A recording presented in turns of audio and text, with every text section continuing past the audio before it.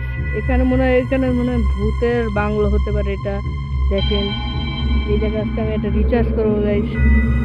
এখন বাজে 5:30, আর এখন আমি এখানে তদন্ত করতে আসছি। শুধু আপনাদের জন্য, এটা দেখানোর জন্য এসেছি যে মনে হয় এখানে কিছু একটা আছে।